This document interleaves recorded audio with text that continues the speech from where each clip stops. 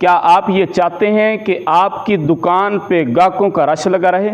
क्या आप ये चाहते हैं कि आपके रिज़्क में बरकत आए और आप एक मिनट भी ना बैठें, गाहक बार बार आते रहें और आपकी चीज़ें सारी की सारी एक मिनट और सेकंड के अंदर सेल हो जाएं? तो मैं आपको कुरान मजीद फुरकान हमीद से एक वजीफ़ा बताने वाला हूँ। आपने करना क्या है? हाँ, अगर आपकी शॉप शहर में है तो आप घर से जब निकलें तो रास्ते में पढ़ना शुरू कर दें, और अगर आपकी शॉप घर के सामने है तो फिर भी आप घर में बैठकर पढ़ सकते हैं या रास्ते में पढ़ सकते हैं। करना क्या है? आपने बावुज़ू होकर एक सूरत है छोटी सी, जो कुरान मजीद फुरकान हमीद की सबसे छोटी सूरत है, जिसको सूरतुल कौसर कहा जाता है। इन्ना आतैना कल कौसर फसल्ली लिरब्बिका वन्हर इन्ना शानिअका हुवल अबतर।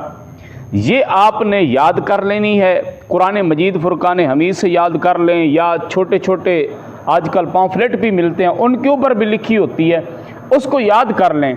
या मुसलमान के हर बच्चे को याद है, 111 दफ़ा उसको पढ़ना है, बावुज़ू होकर पढ़ना है, 111 दफ़ा पढ़ना है। तो आप जब दुकान खोलें, ताला खोलें, तो फ़ौरन आपने इधर जो चीज़ें पड़ी हों उनके ऊपर भी फूंक मार देनी है, जो सामने पड़ी हों उनके ऊपर भी फूंक मार देनी है, जो इधर पड़ी हों, दुकान की हर चीज़ के ऊपर आपने फूंक मार देनी है। फिर आप जो है ना वो देखें कि अल्लाह की रहमत कैसे शामिल हाल होती है, कि आपके रिज़्क में अल्लाह कितनी बरकत अता फरमाएगा और दरवाज़े तोड़कर रिज़्क आपके घर में आ जाएगा।